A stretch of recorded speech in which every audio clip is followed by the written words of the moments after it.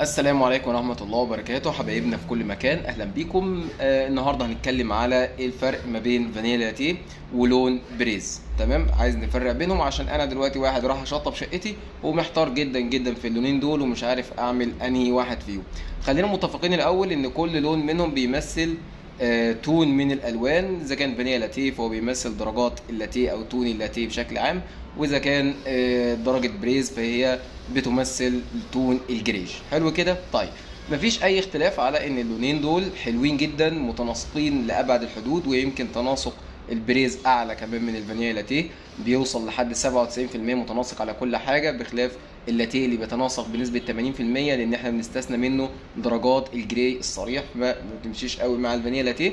فبالتالي اللونين بالنسبه لي زي الفل، اي اختيار منهم هيطلع حلو. ولكن السؤال دايما اعمل ده ولا ده؟ هو الحيره هنا حيره انهي احلى، مش في واحد حلو وفي واحد وحش مثلا. لا، هو انا عندي مشكله بقى ان الاتنين احلى من بعض، بس انا مش عارف اعمل انهي واحد. خلينا بقى نرمي الحته دي على المكان عندك، يعني بلاش الموضوع يبقى ذوقي 100%، عشان احنا مش من حواري الديكور، يعني احنا مش متربيين على فكره الديكور الصميم قوي، في افكارنا مثلا وذوقنا ده هيبقى 100% صح. فخلينا ناخد الموضوع يعني ذوقي، ان انت على الاقل كتر الف خيرك ان انت اخترت لنا درجتين حلوين.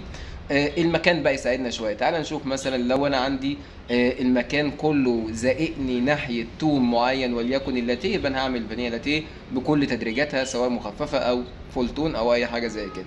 لو المكان يعني شويه الارضيه رايحه في جريج، عندي الابواب فيها رصاصي، يعني المكان هو اللي بيرشدني على الموضوع ده.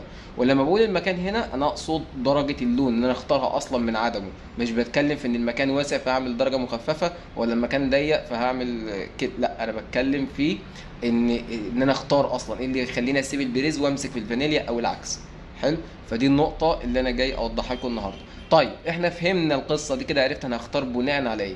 انا عايز اعرف برضو ايه الفرق ما بينهم، يعني ايه ده ايه وده ايه. الفانيلا لاتيه للناس برضو لسه جديده شويه معانا، هو من درجات اللاتيه، يعني هتلاقي تلمح فيه درجه اللاتيه زايده وباينه وواضحه اكتر زي الصوره دي كده بالظبط. انما البريز هو من درجات الجريج. الجريج اللي هو هتلاقي فيه جراي وهتلاقي فيه بيج، مره تشوفه على جراي ومره تشوفه على بيج، ودي مش حاجه محيره، ده من حلاوه ومن مميزات اللون ان هو ملوش تون ثابت اصلا. اللي الناس مش فاهمه قوي حته ان الناس بتهرب من الدرجات الصريحه. الناس هديت شويه قوي في حته ان هي تعمل درجه بيج صريح او رصاصي او جراي صريح. الدرجات الصريحه اللي هي المعروفه، اللي هو تشوف الدرجه تقول كذا، ما بقتش ايه بتشد او بقت تقليديه، ما بقتش وحشه ولا حاجه. بس كله دلوقتي عايز الدرجات اللي هي بتماتش مع حاجه تانية، جراي على بيج، مثلا جراي على سنه ازرق.